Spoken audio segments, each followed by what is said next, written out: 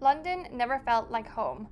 This was my second time coming to live in the big smoke, but still something was niggling at me to leave again. It didn't matter that I had a job that I adored, an apartment that I loved to come home to, and a huge group of friends in the city. Plus, I was experiencing life in London with a boyfriend for the very first time. But still, I couldn't settle. And as hard as it was to leave, I knew it was the right decision to go. But how did we get here? If we rewind back to when I was 18, I had just moved to Liverpool from Ireland to start my university degree.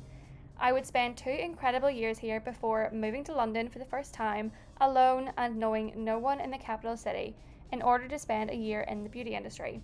This proved to be the most incredible year, opening my eyes to a world of celebrity, luxury and big name brands as the PR assistant for Gucci, Burberry, Hugo Boss, among others. But even with what I considered as the best job on the planet, I felt lost in the huge metropolis of London. After going back to Liverpool for my final year, I graduated and landed a job in New York City.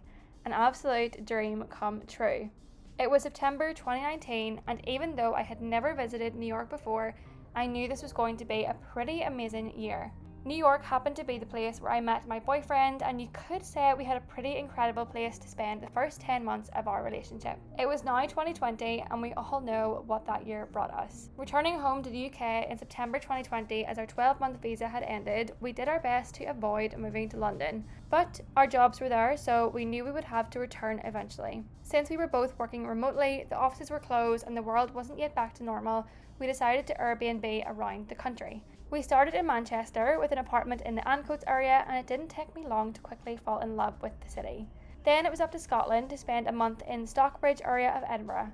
I'd never been to Scotland before, and Edinburgh was everything I thought it would be and more, with its quaint cobbled streets and very kind people. We even added a Scottish road trip to the stay, seeing places like Aberdeen, Inverness, Glasgow and St Andrews. After Edinburgh, Scotland, we moved down to Cardiff, Wales. Since my boyfriend is Welsh, and very proudly so, he couldn't have been happier. This was another first for me since I hadn't visited before, but quickly came to love the very compact capital of Wales.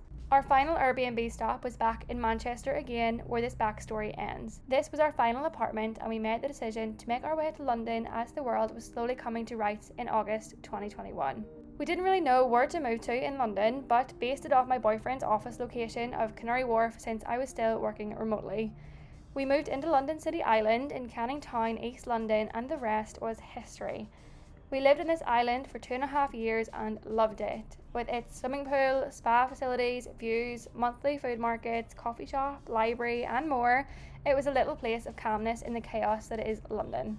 I recently posted a flat tour and walkthrough of the island, which I'll link above and in the description. I had switched jobs by then and was back working at the luxury beauty company for the Gucci and Burberry brands, and again I loved every second of it. But still, it wasn't enough.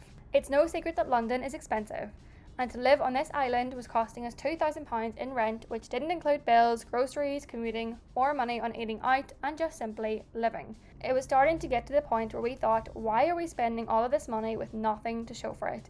We're spending £2,000 minimum just to work and sleep in this city. Even with its West End, its amazing food, its bookshops, my favourite areas of Shoreditch, Greenwich, Notting Hill, and my friends being here, something still wasn't clicking. I wasn't excited by London. I didn't love that I lived here. Perhaps my excitement was dampened after living in New York, because now nothing ever compares to that city. New York always excited me. Even if I was just grabbing a coffee and walking around the Lower East Side, I would be pinching myself as I wandered the streets. I did not get that feeling in London. It took a lot of journaling, asking myself the hard questions, and sitting down to hash it out with my boyfriend, but ultimately I wasn't happy here. I knew it was time to move on, but we had no idea where to move on to.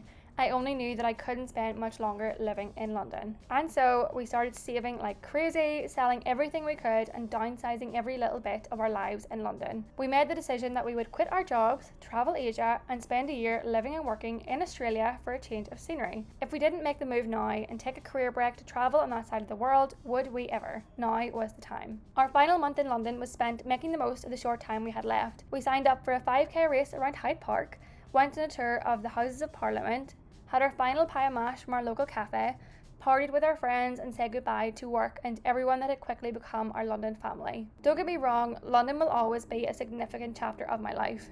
From work life to personal life, I met some amazing people along the way, and for that I'll always be thankful. In March this year, it was time to pack up every inch of our London apartment and be on our way. Change can be a very scary thing, but when you know in yourself that you're not where you should be, you should listen to that.